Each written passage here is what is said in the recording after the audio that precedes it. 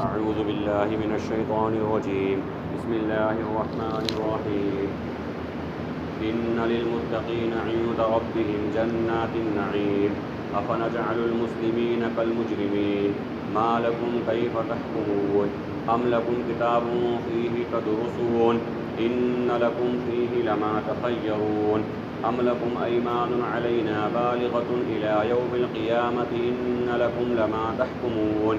سلهم أيهم بذلك زعيم أم لهم شركاء فليأتوا بشركائهم إن كانوا صادقين يوم يكشف عن ساق ويدعون إلى السجود فلا يستطيعون خاشعة أبصارهم ترهقهم ذلة وقد كانوا يدعون إلى السجود وهم سالمون فذرني ومن يكذب بهذا الحديث سنستدرجهم من حيث لا يعلمون وأملي لهم إن كيدي متين أم تسألهم أجرا فهم من مغرم مثقلون أم عندهم الغيب فهم يكتبون فاصبر لحكم ربك ولا تكن كصاحب الحوت إذ نادى وهو مكظوم لولا أن تداركه نعمة من ربه لنبذ بالعراء وهو مذموم فاجتباه ربه فجعله من الصالحين وإن يكاد الذين كفروا ليزلقونك بأبصارهم لما سمعوا الذكر ويقولون إنه لمجنون وما هو إلا ذكر للعالمين.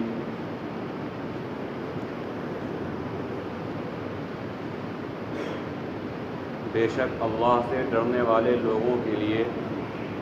ان کے رب کے پاس نعمتوں والے باغات ہیں. کیا تم نے یہ سوچ رکھا ہے کہ ہم مسلمانوں کو مجرموں کی طرح بدلہ دیں گے؟ تمہیں کیا ہو گیا ہے کہ تم اس طرح کے فیصلے کرتے ہو؟ کیا تمہارے پاس کوئی کتاب ہے جس میں تم پڑھتے ہو ان لکم فیہ لما تخیرون کہ بے شک اس میں تمہارے لیے وہ چیز ہے جس کا تم انتخاب کرتے ہو؟ یا ہمارے پاس تمہارے لیے کچھ قسمیں ہیں جو قیامت تک کے لیے پوری ہونے والی ہیں؟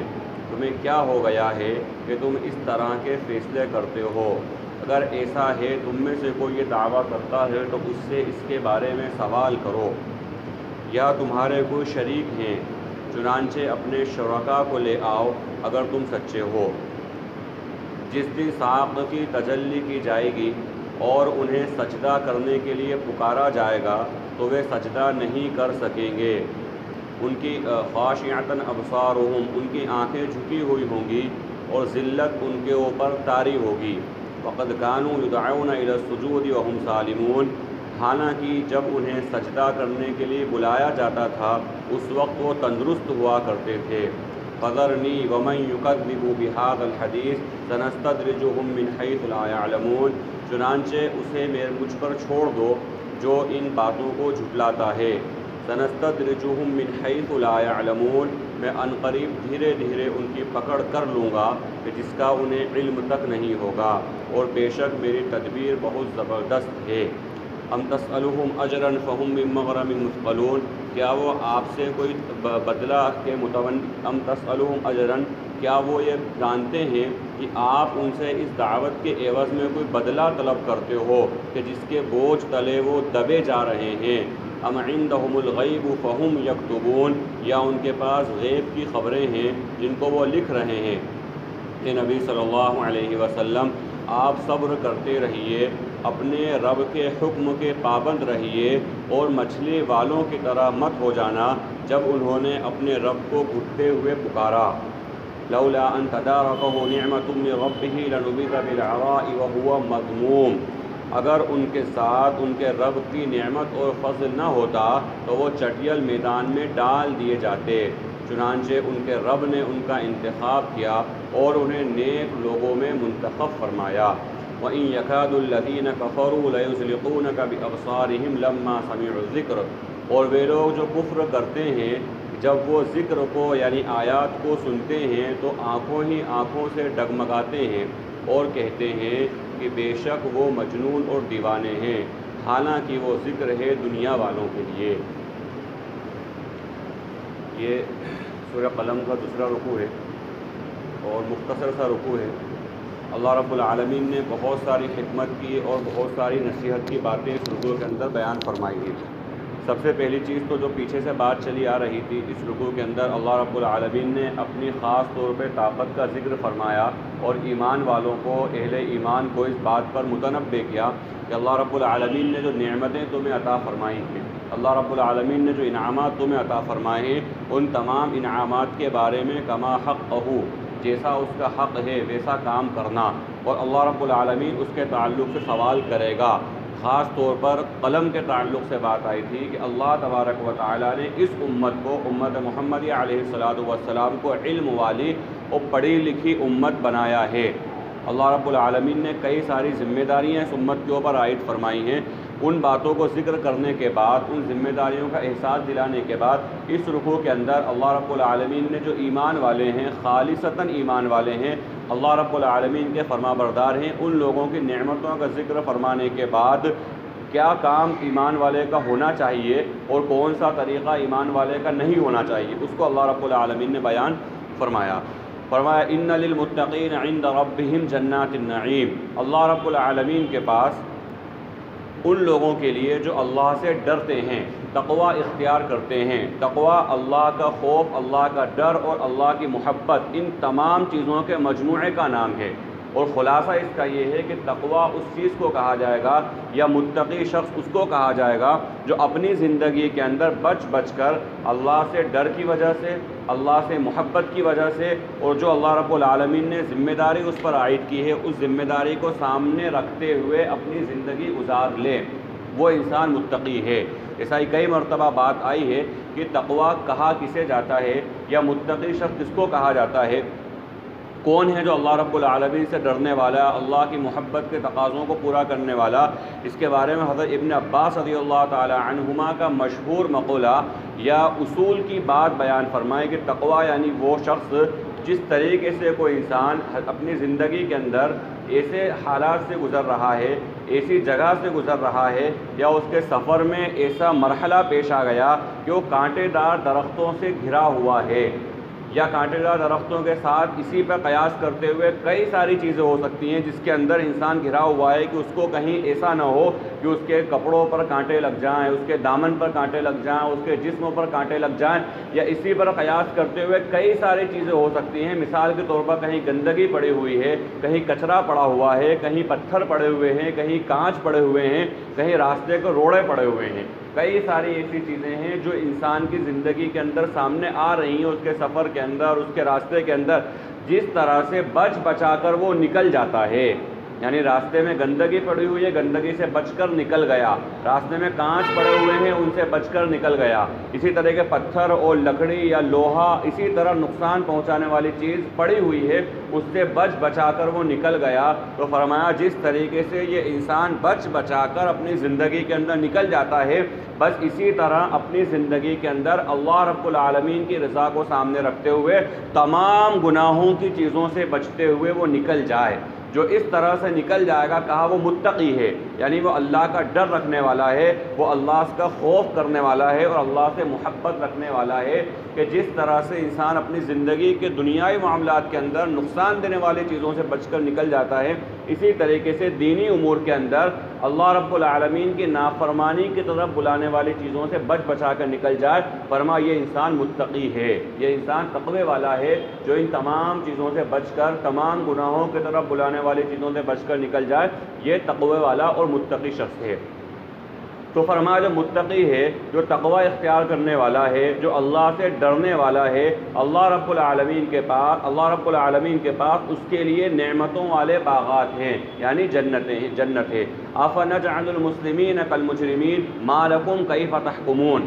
اللہ رب العالمین نے یہ بات بیان فرمائی کہ جو مشرکین مکہ عام طور پہ سمجھ رہے ہیں کہ جس طریقے سے دنیا کے اندر ہم زندگی گزار رہے ہیں، اسی طریقے سے مسلمان بھی زندگی گزار رہے ہیں، جس طریقے سے ہم زندگی گزار رہے ہیں اسی طریقے دیگر مذاہب والے بھی زندگی گزار رہے ہیں، ہمارے زندگی گزارنے میں اور ان کے زندگی گزارنے میں کوئی فرق نہیں ہے۔ اگر فائدہ ہوگا تو ہمیں بھی ہوگا، انہیں بھی ہوگا، اگر نقصان ہوگا تو ہمیں بھی ہوگا، انہیں بھی ہوگا۔ یہ دنیاوی اصول کے اعتبار سے وہ جب بات کرتے تھے یا بات پیش کرتے تھے، اس کے جواب میں اللہ رب العالمین نے بات بیان فرمائی کہ ایسا ہرگز نہیں ہوگا،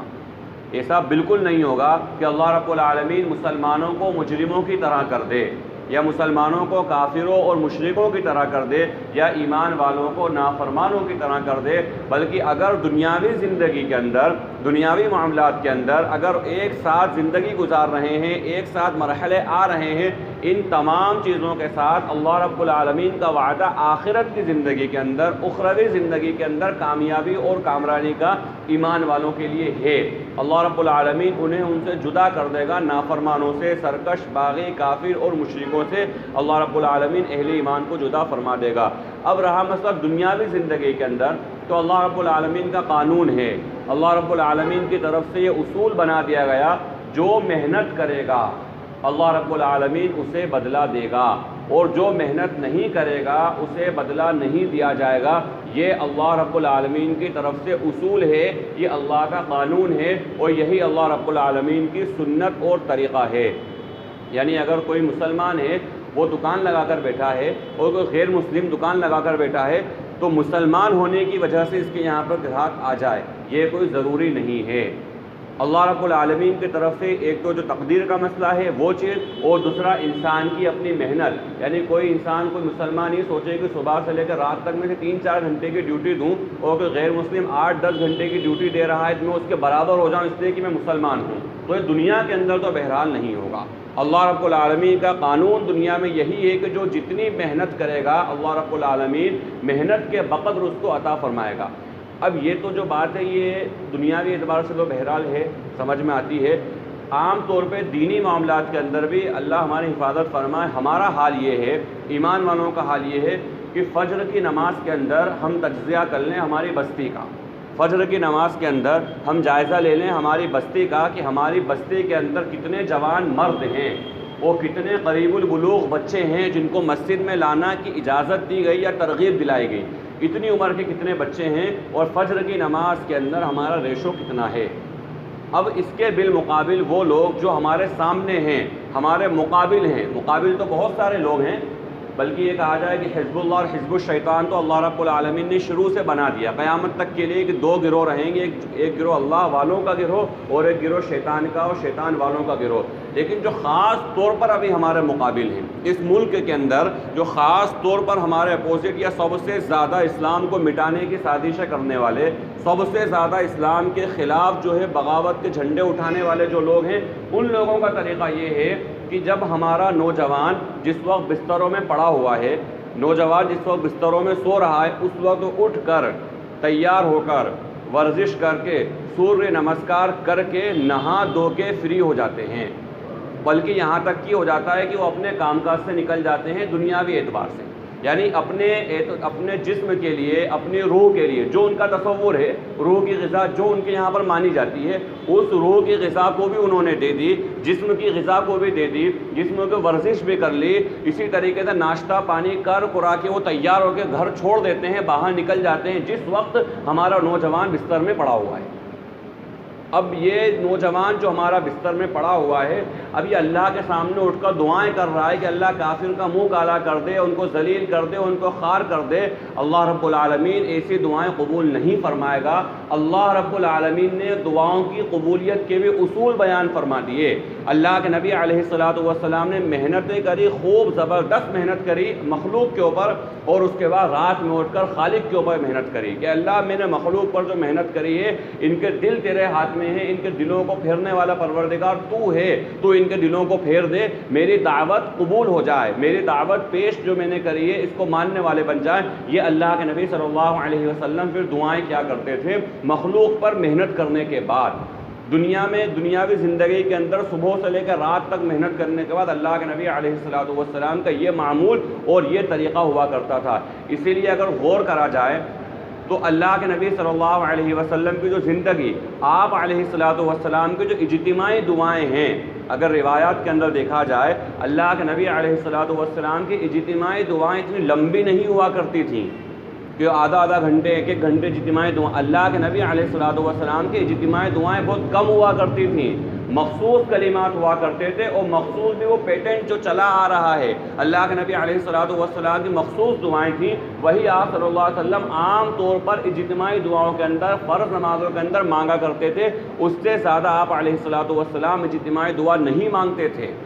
بہت چھوٹی چھوٹی دعائیں ہوا کرتی تھی، اجتماعی مانگتے تھے فرض نماز کے بعد مثلا، لیکن انفرادی دعائیں آپ صلی اللہ علیہ وسلم کی بہت زیادہ ہوا کرتی تھی، بہت طویل دعائیں آپ صلی اللہ علیہ وسلم انفرادی مانگا کرتے تھے۔ یہ اس بات کی علامت ہے کہ جب انسان اپنے طور پر محنت کرے گا، انفرادی طور پر انسان محنت کرے گا، تو اللہ رب العالمین سے اسے مانگنے میں مزہ بھی آئے گا اور اللہ کے سامنے وہ کارگزاری بھی رکھے گا۔ اب امام صاحب اگر دعا کر رہے ہیں بہت لمبی، امام صاحب محنت کر کے آئے ہیں مثلا، 2 4 5 سننے والے محنت کر کے آئے ہیں مثلا، 8 10 آئے ہیں، 100 200 کا مجمع ہے، اس کو وہ دعاؤں میں بوریت محسوس ہونے لگ جائے گی، اس دعا میں بور ہونے لگ جائے گا۔ اس نے محنت تو کری نہیں، وہ صرف دعا کیوں مانگ رہا ہے؟ کیونکہ اس نے محنت نہیں کری، اس نے اپنا پسینہ نہیں بہایا، اس نے قربانی نہیں دی، تو لہٰذا وہ دعا کے اندر بھی بور ہوتا ہے کہ کب دعا ختم ہو۔ خاص طور پر اگر غور کرا جائے، جو ختم قرآن کی دعا ہے اس دعا کے اندر لوگ بور ہونے لگ جاتے ہیں۔ اگر تراویح کے اندر امام صاحب نے دعا لمبی کر دی، آڑے ترچے ہونے لگ جاتے ہیں، بانکے ترچے ہونے لگ جاتے ہیں، اس لیے کہ بور ہو رہے ہیں۔ بور اس لیے ہو رہے ہیں کہ ہم نے کوئی محنت کری نہیں۔ جب دنیا کے اندر مخلوق پر محنت نہیں کری تو خالق پر محنت کرنے میں بھی مزہ نہیں آ رہا، وہاں بھی انسان بور ہو رہا ہے۔ تو قاعدہ یہ ہے کہ جو محنت کرے گا دنیا کے اندر، اللہ رب العالمین اس کو بلندی پر پہنچائے گا۔ یہ اللہ کا قانون اور اللہ کی سنت اور اللہ کا نظام ہے۔ دنیاوی اعتبار سے تو محنت کرنا پڑے گی جو اللہ رب العالمین نے اصول بیان فرما دیا۔ آخرت کی زندگی کے اندر اگر انسان ایمان والا ہونے کی حالت میں جاتا ہے اور ایمان والا ہونے کی حالت میں اللہ کے سامنے پیش ہوتا ہے، تو بہرحال اللہ رب العالمین کی طرف سے یہ پروٹوکال ہے جو کہا فَنَجْعَلُ الْمُسْلِمِينَ كَالْمُجْرِمِينَ، اللہ مسلمانوں کو مجرموں کی طرح نہیں کرے گا، بلکہ وہاں پر اس کی عزت، وہاں پر اس کا مقام اور وہاں پر اس کی عظمت ہوگی اس وجہ سے کہ یہ ایمان والا ہے۔ لیکن دنیا کے اندر تو بہرحال جو معاملات ہیں وہ انسان کے جو غیر مسلموں کے ساتھ ہیں وہی معاملات مسلمانوں کے ساتھ ہوں گے۔ ہاں ایک چیز ضرور ہے کہ اللہ کی مدد کا جہاں تک مسئلہ ہے، یا اللہ کے نبی علیہ الصلوۃ والسلام کے معجزات کا جہاں تک مسئلہ ہے، وہ جو چیزیں ہیں اگر غور کریں، اللہ کے نبی علیہ الصلوۃ والسلام کے جو معجزات ہیں، علماء نے لکھا ہے کہ اللہ کے نبی علیہ الصلوۃ والسلام نے جو دین کی محنت کری اور دین کی دعوت دی اور جو قربانیاں مجاہدے برداشت کرے، یہ ان تمام چیزوں کی وجہ سے لوگ اسلام میں آئے ہیں۔ لوگ جو اسلام میں جوق در جوق آئے ہیں ان قربانیوں کی وجہ سے، مجاہدوں کی وجہ سے آئے ہیں۔ اللہ کے نبی علیہ الصلوۃ والسلام کے معجزات کی وجہ سے لوگ بہت کم اسلام میں داخل ہوئے ہیں۔ یعنی اللہ کے نبی علیہ الصلوۃ والسلام کا معجزہ شق القمر دیکھنے کے بعد لوگوں نے انکار کرا ہے۔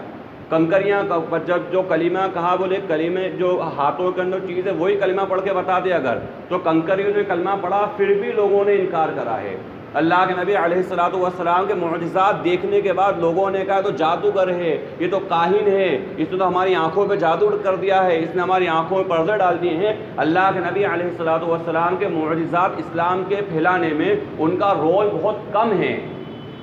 یہ اس لیے اللہ تبارک و تعالیٰ نے کہا کہ آنے والی امت یہ سوچ کر نہ بیٹھ جائے کہ وہ تو نبی تھے، ان کے ساتھ معجزات ہوا کرتے تھے، ہم کیسے دعوت کا کام کریں یا ہم کیسے لوگوں کو اسلام کی طرف بلائیں، ہمارے پاس تو معجزات نہیں ہیں۔ فرمایا اسی لیے کہ معجزات جو ہے اسلام کے اندر، اللہ کے نبی علیہ الصلوۃ والسلام کے معجزات کو دیکھنے کے بعد بہت کم لوگ اسلام میں داخل ہوئے ہیں، اکثروں نے معجزے دیکھنے کے بعد انکار کرا ہے۔ اور اللہ کے نبی علیہ الصلوۃ والسلام کی محنت، ان کی کوشش، ان کی قربانیوں کی وجہ سے لوگ اسلام میں داخل ہوئے ہیں۔ اور یہ قیامت تک کے آنے والے تمام لوگوں کے لیے کہ چاہے معجزہ ہو یا نہ ہو، اللہ کے نبی علیہ الصلوۃ والسلام کی ذات عالی تو موجود نہیں ہے، اب وہ معجزہ شق القمر تو بہرحال نہیں ہوگا، اب وہ معجزہ کنکریوں سے کلمہ پڑھانے والا وہ تو نہیں ہوگا، اب درخت اٹھ کر کے اکھڑ کر کے آ کر سلام کرے وہ تو نہیں ہوگا، اونٹنی سجدہ کرے یہ تو نہیں ہوگا۔ کیوں؟ یہ اللہ کے نبی علیہ الصلوۃ والسلام کے وہ معجزات تھے جو اللہ کے نبی علیہ الصلوۃ والسلام کی ذات کے ساتھ خاص تھے۔ آپ کے دنیا سے تشریف لے جانے کے بعد وہ چلے گئے،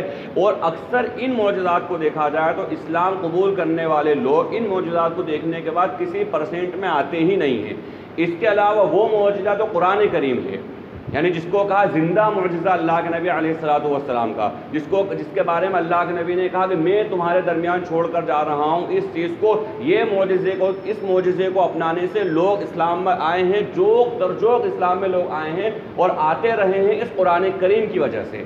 لہٰذا انسان کو، مسلمان کو اللہ کے نبی علیہ الصلوۃ والسلام کی پوری زندگی کو سامنے رکھ کر مطالعہ کرنا ہے کہ ہم یہاں پر کہاں فٹ ہوتے ہیں، کون سا ایسا کام ہے جو ہم کر سکتے ہیں. کیونکہ دعوت کا جہاں تک مسئلہ ہے،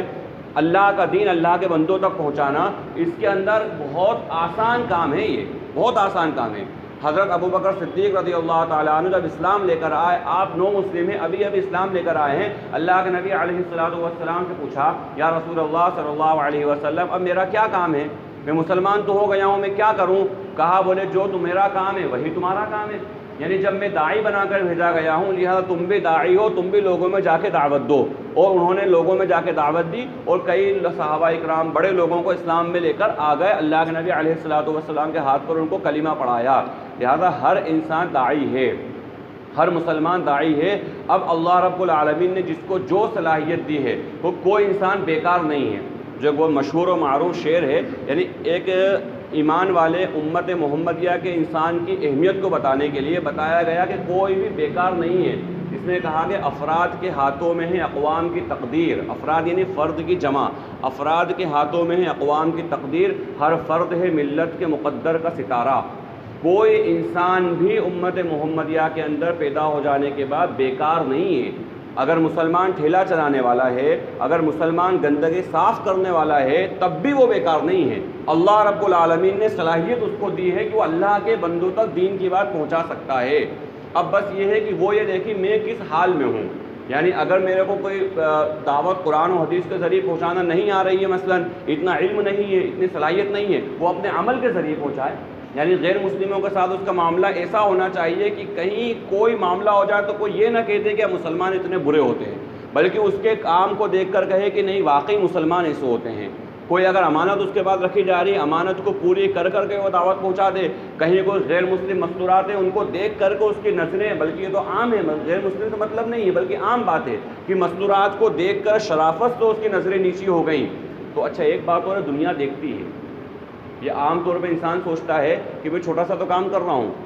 کوئی میرے اس کام کا کوئی خاص فرق نہیں پڑے گا. وہ کئی بار انسان سوچتا ہے کہ میں چھوٹی سی غلطی تو کر رہا ہوں، اس کا کوئی فرق نہیں پڑے گا. حالانکہ ذرا سی غلطی، چھوٹی سی بھی غلطی اور چھوٹا سا نیک عمل بھی دنیا دیکھتی ہے. امت کتنا بھی مسلمانوں پہ ظلم ہو جائے اور کتنا بھی مسلمانوں کے خلاف ماحول ہو جائے، لیکن لوگ مسلمان کو ایک الگ ہی نظر سے دیکھتے ہیں، الگ ہی نظر سے دیکھتے ہیں. چاہے وہ مسلمان نظر آ رہا ہو یا نہ آ رہا ہو، اگر پتہ چل گیا کہ مسلمان ہے، اس کے نام سے اگر پتہ چل گیا کہ مسلمان ہے، اس کو دیکھنے کا طریقہ، اس کو دیکھنے کا نظریہ لوگوں کا بدل جاتا ہے. یہ بالکل تجربے کی بات ہے. تو لہٰذا بات دیکھی جاتی ہے، بات سنی جاتی ہے. اگر کسی مسلمان ہے کوئی ذرا، اللہ ہم سب کی حفاظت فرمائے، نامحرم کو دیکھ کر کے اور آنکھوں میں آنکھیں ملا لی، دیکھنے والے نے دیکھا، بولے مسلمان ہیں، بولے ان کی بات تو کچھ اور ہے، کہتے تو کچھ اور ہے، عمل ان کی زندگی میں کچھ اور ہے. یہ ہمارا اللہ ہماری حفاظت فرمائے، کسی نامحرم کو دیکھ لینا کسی انسان کے اسلام میں آنے کی رکاوٹ بن سکتا ہے. اس لیے کہ لوگ دیکھتے ہیں کہ مسلمان ہے، یہ نامحرم کی طرف دیکھ رہا ہے، یہ جو ہے کنکھیوں سے مستورات کی طرف دیکھ رہا ہے. یا اسی طریقے سے کوئی سا بھی عمل اگر کسی انسان نے ایسا کر لیا، اگر کہ جس کو وہ لگ رہا ہے کہ مجھے کسی نے دیکھا نہیں، لیکن پبلک پلیس میں لوگ جج کرتے ہیں، غور سے دیکھتے ہیں ایمان والے کو. اسی لیے ہماری ذمہ داری ہے کہ ہم ہر وقت داعی ہیں، ہر حال کے اندر ہم داعی ہیں. اللہ کے نبی علیہ الصلوۃ والسلام کے صحابہ کرام میں سبھی کے سبھی بہت زیادہ پڑھے لکھے نہیں تھے. بڑے بڑے اجلہ صحابہ، کابر صحابہ کی بات الگ ہے. بہت سارے ایسے صحابہ اکرام جن کو پڑھنا لکھنا بھی نہیں آتا تھا، واقعی ان کو پڑھنا لکھنا نہیں آتا تھا، لیکن اس کے باوجود وہ داعی بڑے مضبوط تھے.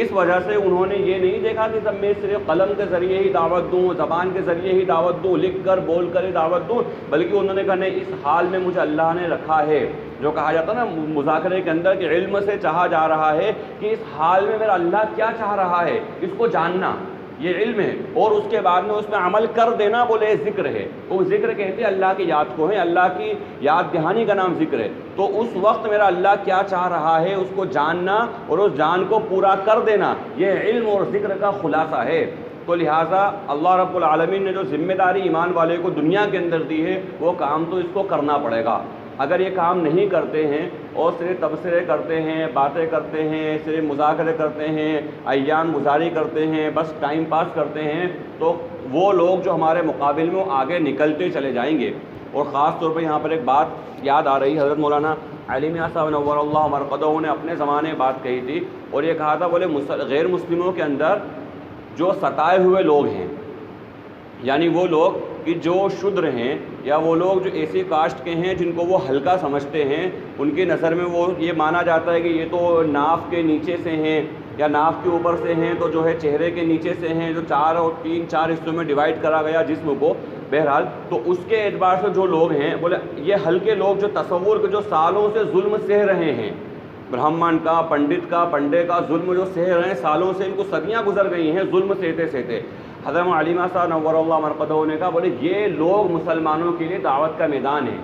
اگر آج ان پر دعوت کا کام نہیں کرا گیا، اگر آج ان کو اسلام کی حقانیت نہیں بتائی گئی اور ان کے سامنے لا عربی ولا عجمی، لا شرقی ولا غربی یعنی بات نہیں بتائی گئی کہ اسلام میں کوئی چھوا چھوت نہیں ہے، اسلام میں کوئی ذات برادری نہیں ہے، اسلام میں کوئی چھوٹا بڑا نہیں ہے، اسلام میں کوئی اعلیٰ اشرف اور رذیل اور ذلیل نہیں ہے، اسلام میں صرف اور صرف تقوی کی بنیاد پر انسان بلند ہوتا ہے، اس کے علاوہ کوئی معیار نہیں ہے بلندی کا۔ اگر یہ باتیں ان کے سامنے بیان نہیں کری گئی تو کہا کہ یہ لوگ ابھی آنے والے وقت کے اندر کچھ سالوں میں،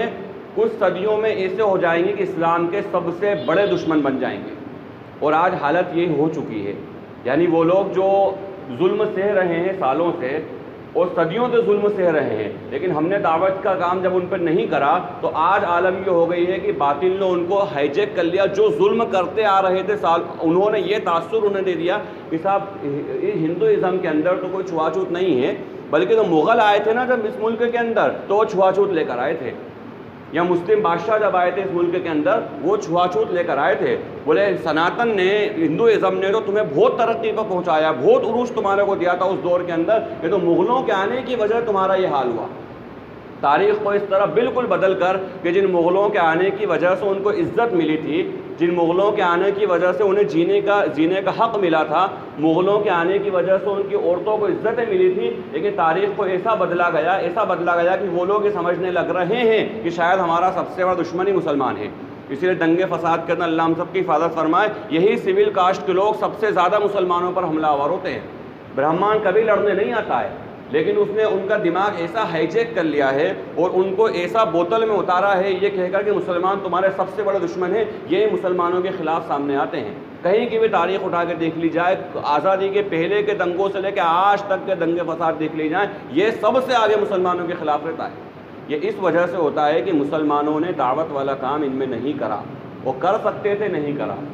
کیوں؟ کیونکہ بہت سافٹ ٹارگیٹ تھا، اتنا بڑا اسلام کی خوبی ان کو بتانا تھی کہ بھائی اگر تم اسلام قبول کر لیتے ہو تو تم جہاں اپنے مذہب کے اندر کسی برہمن کے آنکھوں میں آنکھیں ملانے کی تمہیں اجازت نہیں ہے، اس کے جو ہے ناف کے اوپر دیکھنے کی تمہیں اجازت نہیں ہے، اگر تم اسلام قبول کر لیتے ہو اور اگر تمہارے اندر صلاحیت ہے تم مسجد کے امام بن سکتے ہو، تم مسجد کے مؤذن بن سکتے ہو، حتیٰ کہ تم امیر المومنین بھی بن سکتے ہو،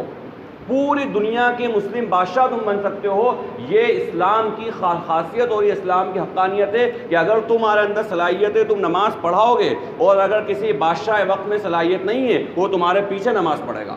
تم امام بن سکتے ہو، تمہارے اندر اللہ نے صلاحیت اگر دی ہے، اس وجہ سے کہ تم اس ذات کے ہو تمہیں امامت نہیں دی جائے گی، ایسا اسلام میں نہیں ہے۔ سب سے بڑا مقام اور مرتبہ امامت کا ہے، جو اللہ کے نبی علیہ الصلوۃ والسلام کا مصلی ہے، اللہ کے نبی علیہ الصلوۃ والسلام کی نیابت اور وراثت سب سے زیادہ ائمہ کے حصے میں آئی ہے، وہ تمہیں مل سکتا ہے، لیکن محنت نہیں کرنے کی وجہ سے یہ حال ہو گیا کہ آج وہ سب سے زیادہ مسلمانوں کے خلاف ہو چکے ہیں۔ لہٰذا ہماری ذمہ داری ہے کہ ہمیں کام کرنا پڑے گا دنیا کے اندر، اور کوئی یہ نہیں سوچے میں کام نہیں کر سکتا۔ کہیں غیر مسلموں کے ساتھ معاملات ہیں، ان کے ساتھ تجارت ہے، ان کے ساتھ اٹھنا بیٹھنا ہے، ان کے ساتھ لین دین ہے، ہر جگہ سوچے کہ میں پہلے مسلمان ہوں اور اس کے بعد میری کوئی دوسری شناخت دوسری پہچان ہے، ورنہ اگر ایسا نہیں کرا تو حالت تو یہ ہو رہی ہے کہ لوگ مسلمانوں پہ تجارت کرنے کو راضی نہیں ہیں، مسلمانوں کے ساتھ یہ نہ کرا جائے وہ نہ کرا جائے۔ ایک تو خیر بہرحال سازش بھی ہے، اس سے انکار نہیں، ایک بہت بڑا طبقہ تو سازش کا بھی شکار ہے، لیکن بعض ایسے ہیں کہ جو مسلمان سے جل کر بیٹھے ہیں،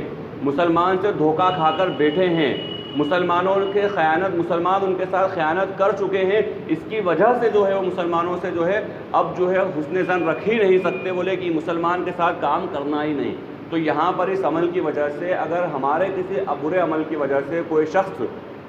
اسلام سے رک گیا اور اسلام میں آنے سے محروم رہ گیا تو اللہ ہماری حفاظت فرمائے، یہ ہمارے لیے آخرت میں ذلت کا سبب بن سکتا ہے۔ لہذا دنیا کے اندر تو اللہ کی سنت کے اعتبار سے کام کرنا پڑے گا، اور اللہ رب العالمین کا جو وعدہ ہے مدد کے تعلق سے، وہ مدد بہرحال دنیا کے اندر بھی ہے اور اللہ رب العالمین دنیا میں بھی دکھائے گا مدد، لیکن وہ مدد کا تعلق کسی کو اسلام میں داخل کرنے کے لیے نہیں ہے۔ یعنی کوئی مسلمانوں کی کھلی مدد دیکھ کر کوئی شخص مسلمان ہو جائے، یا مسلمانوں کی کھلی مدد دیکھ کر کوئی بڑے کے بڑے جماعت یا لشکر اگر آ جائیں، لیکن وہ بھی جو ہے اسلام میں داخل نہیں ہوں گے۔ اسلام میں داخل تو انسان ہوگا مسلمانوں کے مجاہدے، قربانی اور قرآن کریم کے ذریعے دعوت، نہ تو یہ ہوگا کہ بہت سے ایسے واقعات ہوئے ہیں کہ کھلی مدد جب آئی ہے، صحابہ کرام کے بعد بھی جب مسلمانوں کے ساتھ میں اللہ کی کھلی مدد آئی ہے، تب وہ لشکر جو مسلمانوں کے خلاف تھا وہ بھاگ گیا ڈر کر بھاگ گیا، پتہ نہیں تو کون لوگ ہیں، ان کے ساتھ کون آ گئے، پتہ نہیں کیا جادو کر رہے ہیں، جنات ان کے ساتھ میں آ گئے، لیکن اسلام میں وہ بھی نہیں آئے۔ اس لیے نہیں آئے کہ وہ اللہ کی مدد بہرحال مسلمانوں کے ساتھ تھی، لیکن وہ مدد جو ہے ان کو اسلام میں لانے کا ذریعہ نہیں بن سکتی۔ عام طور پہ اللہ کا قاعدہ یہی ہے اور یہی اللہ کی سنت ہے کہ اللہ کے نبی علیہ الصلوۃ والسلام کے زمانے میں معجزات کی وجہ سے بھی معدود چند افراد اسلام میں آئے تھے، بہت کم گنتی پہ انگلیوں پہ گن لیے جائیں جو معجزے کو دیکھ کر اسلام میں آئے تھے۔ اسلام میں آئے تھے اللہ کے نبی کی قربانی، مجاہدے اور قرآن کریم کی دعوت کی وجہ سے، اور اس دور میں بھی یہی ہوگا اور قیامت تک کے لیے ہوگا کہ کوئی اللہ کی کھلی مدد دیکھ کر، مسلمانوں کے ساتھ کھلی مدد دیکھ کر کوئی بڑا گروہ، بڑا لشکر، بڑے جماعت اسلام میں آ جائے، ایسا نہیں ہوگا، بلکہ اکے دکے اس میں سے آ سکتے ہیں، لیکن اکثر اگر آئیں گے تو وہ صرف قرآن کریم کی وجہ سے اور مسلمانوں کے دعوت اور ان کے مجاہدے اور ان کی قربانیوں کی وجہ سے۔ تو فرمایا کہ اللہ رب العالمین بولے ہم مسلمانوں کو مجرموں کی طرح نہیں کریں گے۔ یہ تم لوگوں نے کیا فیصلہ کر لیا ہے؟ تم لوگ کیا سوچتے ہو؟ خود اپنے طور پر تم نے فیصلہ کر لیا کہ ہم برابر رہیں گے، نہ وہ اگر وہ فائدے میں تو ہم بھی فائدے میں، وہ نقصان میں تو ہم بھی نقصان میں۔ کہا ایسا نہیں ہوگا، اخروی زندگی کے اندر اللہ رب العالمین مسلمانوں کو کامیاب فرمائے گا۔ ما لکم کیف تحکمون، تمہیں کیا ہو گیا، کس طرح کے تم فیصلے کرتے ہو؟ کیا تمہارے پاس کوئی کتاب ہے جس کو تم پڑھتے ہو، یا تم چاہتے ہو کہ جو تم نے منتخب کر لیا بس وہی ہو جائے؟ یعنی ایسا نہیں ہوگا۔ ان ام لکم ایمان، یا فرمایا کہ ہمارے پاس تمہارے لیے کوئی قسمیں ہیں جو قیامت تک کے لیے پوری ہونے والی ہیں؟ یعنی ایسا کچھ نہیں ہے، نہ تو تمہیں غیب کا علم ہے، نہ تمہارے پاس کوئی کتاب ہے، نہ تمہیں اللہ نے مختار بنایا، نہ کوئی قسمیں ایسی ہیں کہ جن کو اللہ قیامت تک کے لیے پورا کرے گا، بلکہ اللہ رب العالمین کا فیصلہ جو ہوگا وہ دنیا کے اندر بھی ہوگا، آخرت کے اندر بھی ہوگا۔ دنیا کے اندر بھی ذلت اور خواری، اور آخرت کے اندر تو ہمیشہ ہمیشہ کی ذلت اور خواری نافرمانوں کے حصے میں ہے۔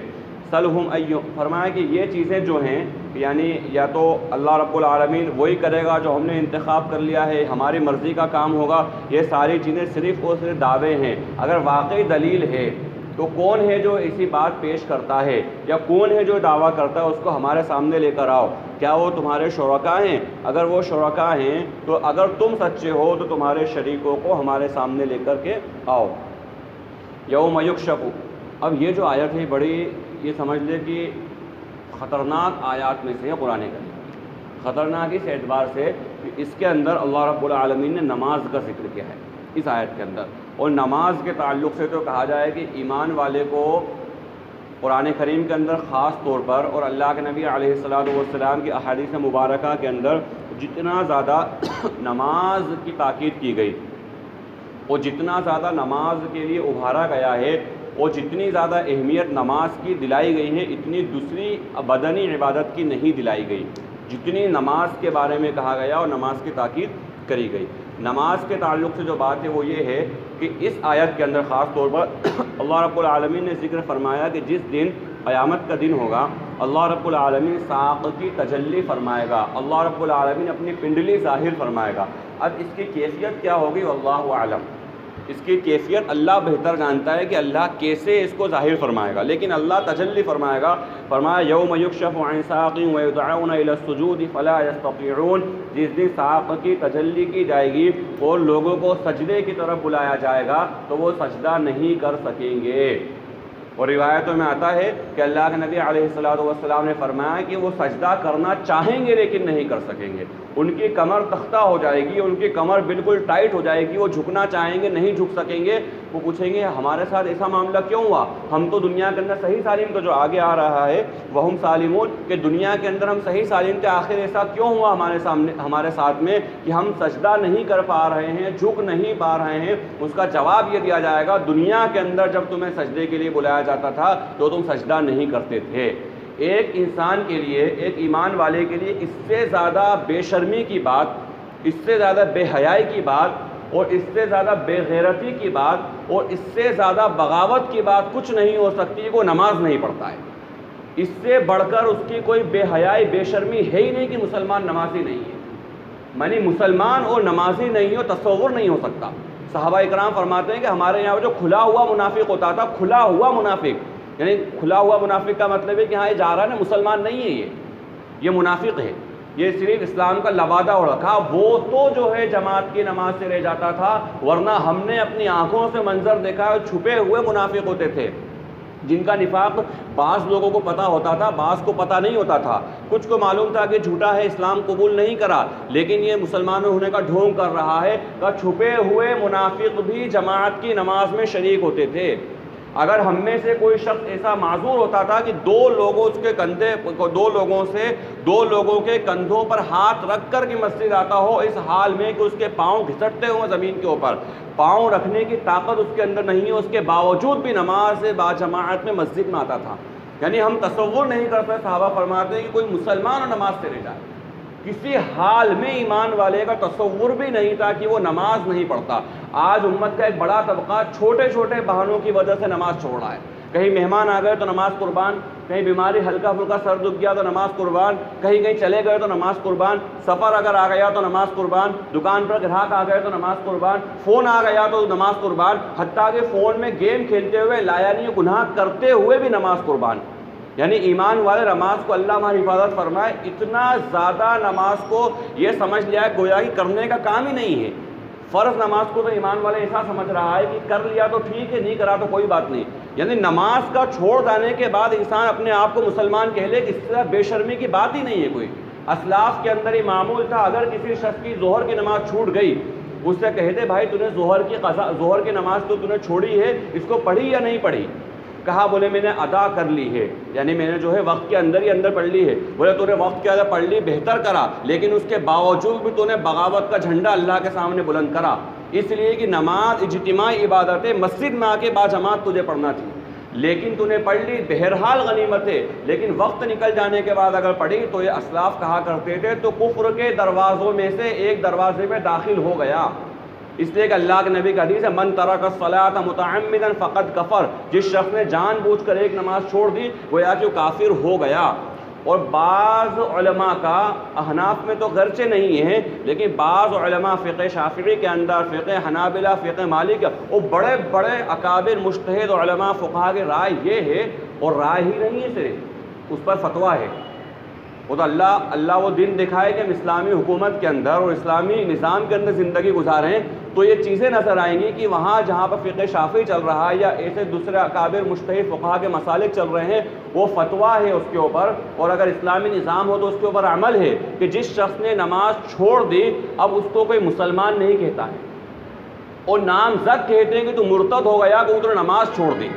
اور مرتد کی سزا، بعض علماء تو اس کو مرتد کی سزا بھی نافذ کرتے ہیں کہ اللہ کے نبی کا حدیث ہے من بدل دینا فاقتلوہ، جس شخص نے اپنا دین بدل دیا اس کو قتل کر دو۔ بعض فقہا کی رائے ہوتی یہ شخص اگر توبہ اللہ نہیں کرتا ہے اور نماز کی پابندی نہیں کرتا ہے اس کو قتل کر دیا جائے۔ اور بعض علماء نے یہاں تک کہا کہ اگر یہ مرتد یعنی ایسا شخص جو بے نمازی ہے، وہ لوگ جو قتل کے قائل نہیں ہیں لیکن بہرحال وہ کہتے ہیں کہ بے نمازی مسلمان نہیں بچا، وہ کہنا اگر یہ بے نمازی مر گیا نا اس کی نماز جنازہ نہیں پڑھی جائے گی، کیونکہ نماز جنازہ صرف مسلمان کی پڑھی جاتی ہے، غیر مسلم کی نہیں پڑھی جاتی۔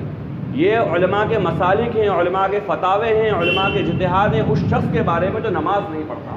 یعنی اس سے بڑا کوئی گناہ ہے ہی نہیں کہ انسان نماز چھوڑ دے۔ اور مسلمان ہو کے اگر نماز چھوڑ رہا ہے، وہ ذرا سے بہانوں کی وجہ سے نماز میں ڈنڈی مار رہا ہے، ذرا سے بہانوں کی وجہ سے نماز میں تاخیر کر رہا ہے، تو اس کو ڈرنا چاہیے اللہ کے عذاب سے کہ کہیں ایسا نہ ہو کہ اللہ کا عذاب اور اللہ کے لعنت اور پھٹکار ہمارے سامنے نہ آ جائے۔ یعنی کوئی نماز نہیں پڑھ رہا، اس سے زیادہ تو پھر کوئی تصور نہیں کہ آدمی کس بات پر کھڑا ہوگا۔ بھئی کہیں تو ایمان والوں کے ساتھ ہی معاملے، کہیں پہ جان لٹانا ہے ان کو، کہیں پر یہ آ رہا ہے کہ مال ان کو اللہ کے راستے میں لٹانا ہے، کہیں پر یہ کہ اپنے دین کے لیے اپنے گھر کو اپنے وطن کو چھوڑنا ہے۔ بڑی چیزیں اسلام کے لیے آ سکتی ہیں، لیکن یہ جو نماز پہ کھڑا اگر نہیں ہو رہا ہے تو بڑی چیزوں پہ کیسے کھڑا ہوگا؟ ناممکن ہے، ہو ہی نہیں سکتا۔ لہذا نماز بہت ہی زیادہ اہم عبادت، اسی لیے جو ہمارا اکابر میں حضرت مولانا سجاد نعمانی صاحب حفظہ اللہ نے ایک بات کہی بڑی زبردست کہ کم از کم باپ ماں اتنا تو کریں کہ بے نمازی اولاد سے قطع تعلق کر لیں، اتنا تو کم از کم کریں، اتنی تو غیرت ہو، اتنی تو حمیت ہو دین کے خاطر کہ جوان اولاد نماز نہیں پڑھ رہی ہے تو سمجھا بھی نماز پڑھ لے، اللہ کا حکم ہے۔ لیکن اگر اس کے باوجود بھی نماز نہیں پڑھ رہا ہے تو ایسے کافروں والے کام کرنے والے سے میرا کوئی تعلق نہیں ہے جو علل اعلان نماز چھوڑ رہا ہے۔ نماز کا چھوڑنا علل اعلان کوئی معمولی گناہ نہیں ہے۔ اگر اسلامی حکومت ہو، اسلامی نظام ہو تو امیر المومنین کوڑے مارے گا اس شخص کو جو باجماعت نماز میں شریک نہیں ہوتا۔ حضرت عمر رضی اللہ عنہ کا جو مشہور واقعہ ہے کہ نماز باجماعت کے لیے نکل جاتے تھے، علماء نے لکھا ہے کہ وہ 100 لوگ جو ہوتے تھے ان میں 99 نماز کے پابند تھے، لیکن وہ ایک اگر کوئی نماز میں ڈنڈی نہ مار دے اس کے لیے وہ کوڑا لے کے نکلا کرتے تھے۔ 99 تو کا عالم تو یہ تھا کہ جب فرمایا نا ایک شخص جو ہے مدینہ منورہ میں آئے، وہ انہوں نے آ کر کے دیکھا کہ ایک دم سے جو بازار خالی ہو گیا، سونے چاندی کی دکانیں بھی اس حال میں چھوڑ کر لوگ چلے گئے۔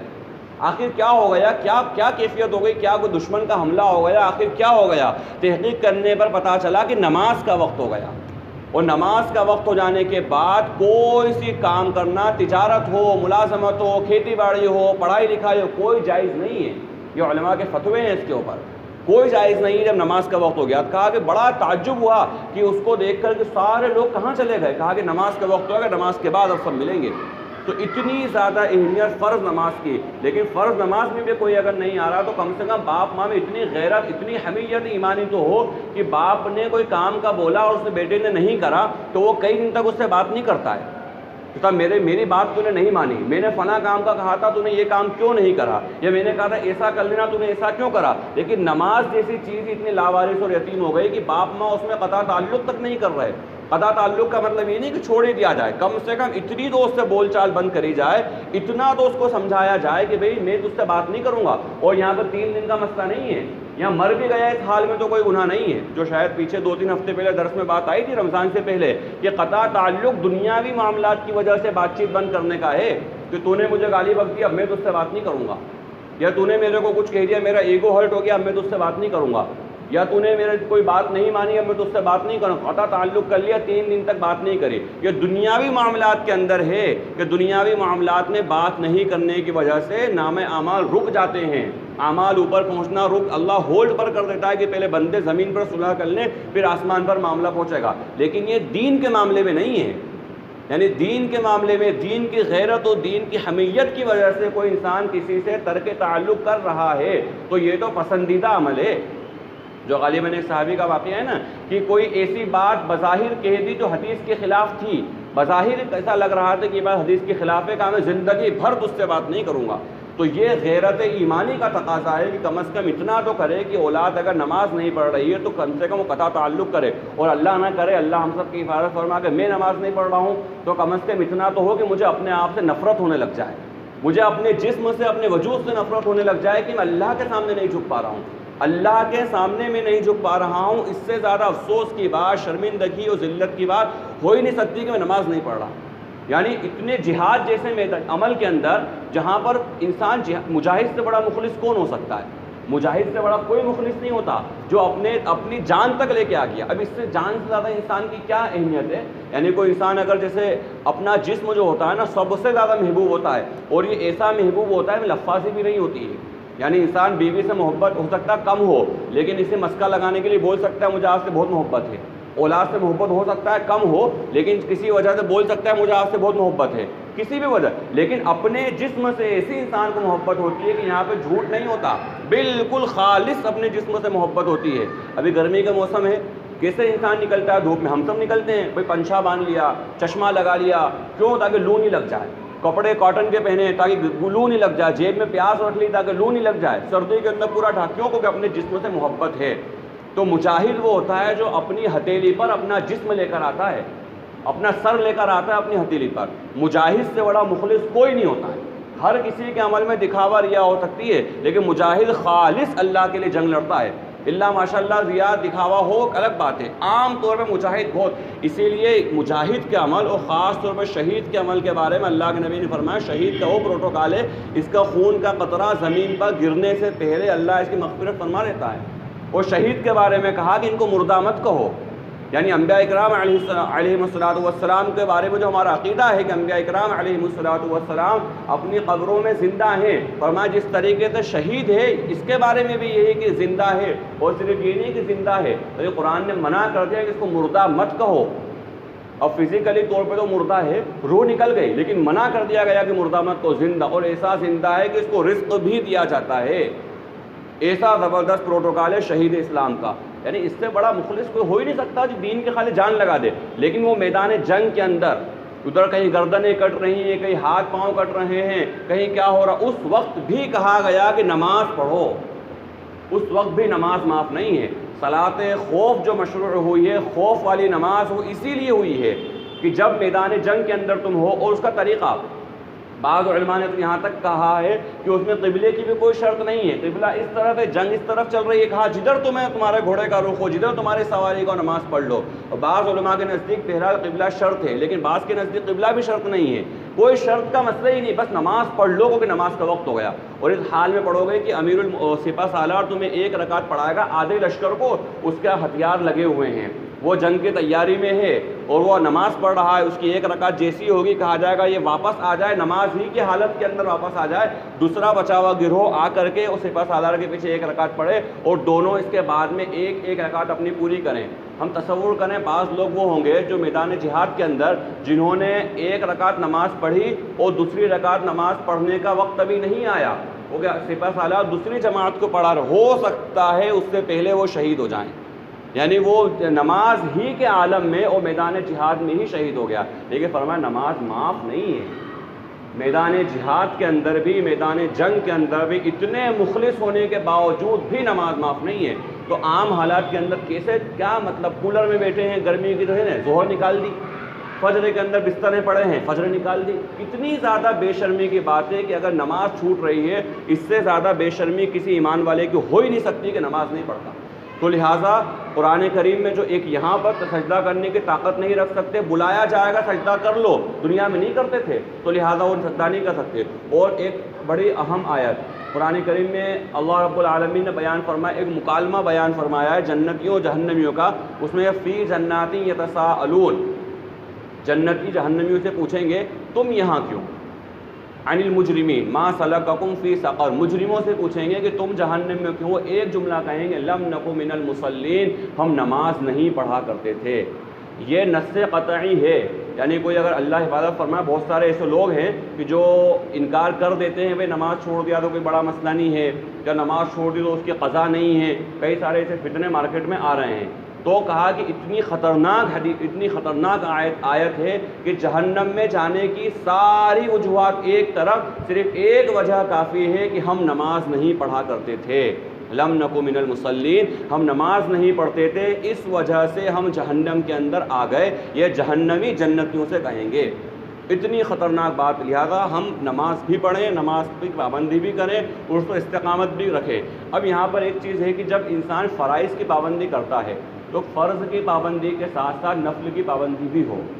اور کوئی مشکل کام نہیں ہے، اگر انسان ارادہ کر لے، کوشش کر لے تو خاص طور پر تہجد کی نماز اور اشراق کی نماز، یہ دو تو بہت آسان ہے، اور جو ہے چاشت بھی بہت آسان ہے۔ چاشت تھوڑا سا کسی کے لیے مشکل ہو سکتی ہے، بالکل 9 بجے ڈیوٹی پہ جا رہا ہے، لیکن اشراق کی نماز کو کیونکہ 8 سے پہلے فارغ ہو گئے۔ اسی طریقے سے تہجد کی نماز، ابھی تو کہیں جانا ہی نہیں، تھوڑا جلدی اٹھ گئے، فجر سے پہلے تہجد کی نماز پڑھ لی، وہ کوشش کر کے چاشت کی نماز کا وقت بھی انسان نکال سکتا ہے۔ کہیں نہ کہیں اوابین پڑھنا تھوڑا سا مشکل ہو جاتا ہے، کیونکہ اس انسان کا کام کا وقت رہتا ہے، مغرب کے بعد انسان دکان پر ہے تو بھی بھیڑ بھاڑ ہے، کہیں نوکری پر ہے وہ بھی ٹائم ہے، تو بہرحال اوابین کا مسئلہ ہو سکتا ہے، لیکن عام طور پہ 2 نماز تو ہر حال میں نفل انسان پڑھ سکتا ہے، تہجد اور چاشت، وہ اشراق، اور تیسرے نمبر پہ چاشت بھی پڑھ سکتا ہے۔ نفل نماز کی پابندی کرنے سے یہ ہوگا کہ اللہ نہ کرے کبھی نفل میں کچھ کمی زیادتی ہوئی ہے، کہیں نہ کہیں نفل چھوٹی ہے، اگر مثال کے طور پہ آج کی تہجد اگر چھوٹ گئی نا تو یقینی بات ہے فجر نہیں چھوٹے گی، کیونکہ اس سے پہلے تہجد آ رہی ہے۔ انسان تہجد کی پابندی کر رہا ہے، چھوٹی چیز کی جب انسان پابندی کر رہا ہے تو ضرور بڑی چیز کی پابندی بھی کرے گا، اور کبھی چھوٹی چیز میں کہیں نہ کہیں کمی کوتاہی ہو جائے گی تو انشاءاللہ انسان بڑی چیز تو ضرور کر لے گا۔ بھائی نفل چھوٹی ہے لیکن فرض نہیں چھوڑنا ہے۔ یہ عام طور پہ ایسا ہوتا ہے کہ جو انسان نوافل اور سنت اور مستحبات کی پابندی کرتا ہے اللہ رب العالمین یہ تو ضرور کرتا، فرض اس کی پکی ہو جاتی ہے، فرض میں کبھی بھی معاملہ نہیں ہوتا۔ اسی لیے جو عام طور پہ دعوت کے ساتھی الحمدللہ اگر غور کرا جائے، مقابلہ کرا جائے تو دیگر لوگوں کے مقابلے میں نماز کی پابندی زیادہ رہتی ہے۔ نماز کی پابندی زیادہ رہنے کی وجہ یہی ہے کہ بھئی موقع ملا تو تعلیم مشورے کے بعد مسجد میں بیٹھ گئے، اشراق پڑھ کے چلے گئے، مغرب کے بعد نے اوابین پڑھ لی۔ نفل نماز پہ جب پابندی ہو جاتی ہے تو اللہ رب العالمین فرائض اس کے لیے آسان کر دیتا ہے۔ اور دوسری بات یہ کہ نفل کی پابندی کا ایک بڑا فائدہ آخرت میں یہ ہوگا